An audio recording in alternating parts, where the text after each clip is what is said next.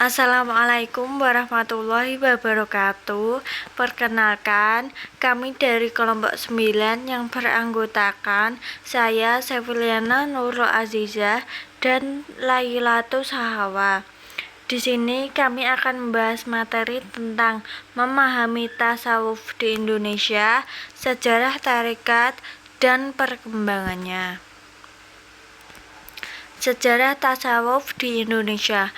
Tasawuf mulai masuk ke Indonesia bersamaan dengan masuknya Islam ke Indonesia, dan tasawuf mengalami banyak perkembangan. Itu ditandai dengan banyaknya perkembangan ajaran tasawuf dan tarekat yang muncul di kalangan masyarakat saat ini, yang dibawa oleh para ulama Indonesia yang menuntut ilmu di Mekah dan Madinah kemudian berkembang.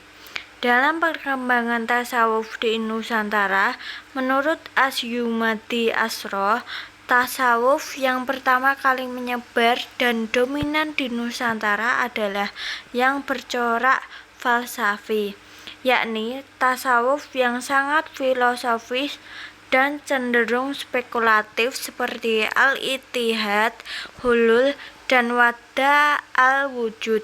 Dominasi tasawuf filsafi terlihat jelas pada kasus Syekh Siti Jenar yang dihukum mati oleh Wali Songo karena dipandang menganut paham tasawuf yang sesat. Macam-macam tarekat di Indonesia. 1. Tarekat Kholawatiyah. Tarekat Kholawatiyah merupakan cabang dari tarekat Aqidah Suhrawadiyah yang didirikan dari Baghdad oleh Abdul Qadir Suhrawardi dan Umar Suhrawardi. Mereka menanamkan diri golongan Ciddiqiyah karena mengklaim sebagai keturunan Khalifah Abu Bakar. Kholawatiyah didirikan di Khurasan oleh Zahiruddin dan berhasil berkembang sampai ke Turki. Tidak mengherankan jika tarekat Kholawatiyah ini banyak cabangnya, antara lain tarekat Doifiyah di Mesir dan di Somalia dengan nama Saliyah. 2. Tarekat Naqsyabandiyah. Tarekat Naqsyabandiyah mengajarkan zikir-zikir yang sangat sederhana, namun lebih mengutamakan zikir dalam hati daripada zikir dengan lisan.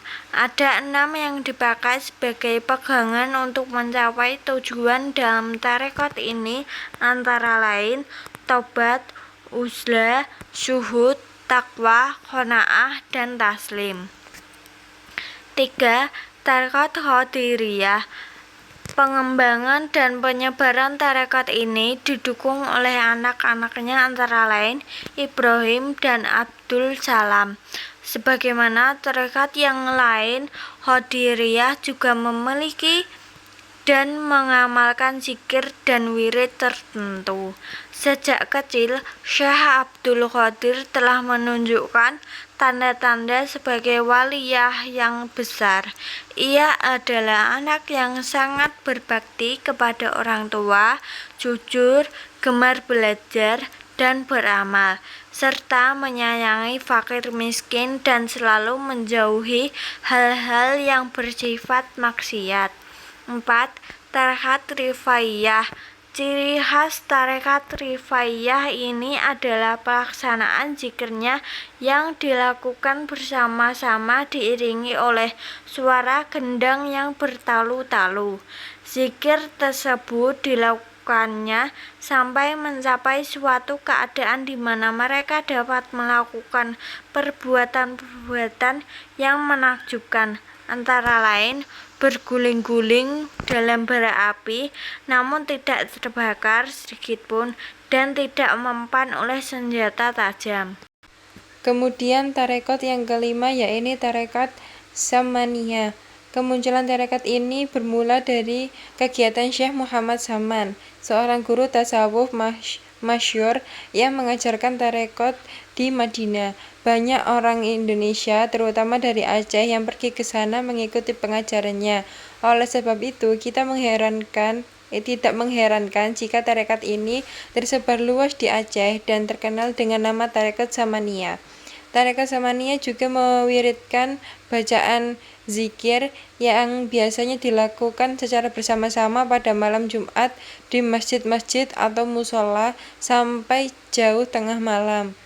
Selain itu, ibadah yang diamalkan oleh Syekh Muhammad Saman yang diikuti oleh murid-muridnya sebagai tarekat antara lain yaitu sholat sunnah asyarak 2 rakaat, sunnah duha 12 rakaat, dan menjauhkan diri dari kesenangan duniawi. Tarekat yang keenam yakni tarekat Syaziliyah.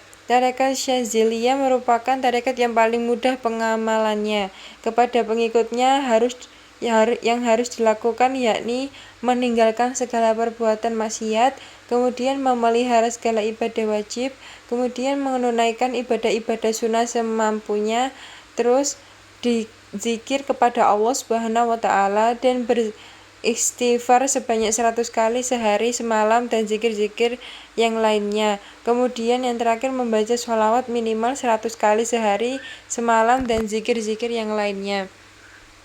Yang terakhir adalah tarekat Tijaniyah. Pendirinya ialah Abdul Abbas bin Muhammad bin Mukhtar At-Tijani, seorang ulama Algeria yang lahir di Ain Mahdi. Menurut sebuah riwayat dari pihak bapaknya, ia masih keturunan Hasan bin Ali bin Abi Thalib radhiyallahu an. Keistimewaannya adalah pada umur 7 tahun, konon Tijani sudah hafal Al-Quran, lalu mempelajari pengetahuan Islam yang lain, sehingga ia menjadi guru dalam usia belia. Ketika naik haji di Madinah, Tijani berkenalan dengan Muhammad bin Abdul Karim As-Saman, pendiri tarekat Samaniyah. Setelah itu, ia mulai mempelajari ilmu-ilmu rahasia batin. Kemudian materi yang ketiga yakni membahas tentang tokoh-tokoh tarekat di Indonesia. Yang pertama, tarekat Naqsabandiyah didirikan oleh Muhammad bin Bahauddin Al-Huwaisi Al-Bukhari. Kemudian yang kedua, tarekat Qadiriyah. Pendiri tarekat Qadiriyah adalah Syekh Abdul Qadir Jailani. Kemudian yang ketiga, tarekat Zaziliyah. Pendiri tarekat Zaziliyah adalah Abdul Hasan Ali Asy-Syazili. Kemudian tarekat Rifaiyah. Pendirinya tarekat Rifaiyah adalah Abdul Abbas Ahmad bin Ali Ar-Rifai. Yang kelima, tarekat Khalawatiyah.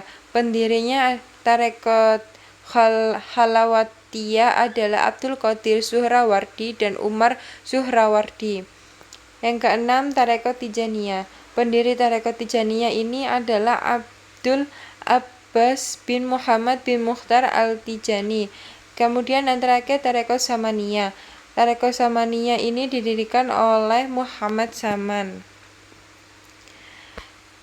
Itu saja yang bisa kami sampaikan, kurang lebihnya mohon maaf apabila ada kesalahan kata atau perbuatan yang lainnya. Terima kasih. Wassalamualaikum warahmatullahi wabarakatuh.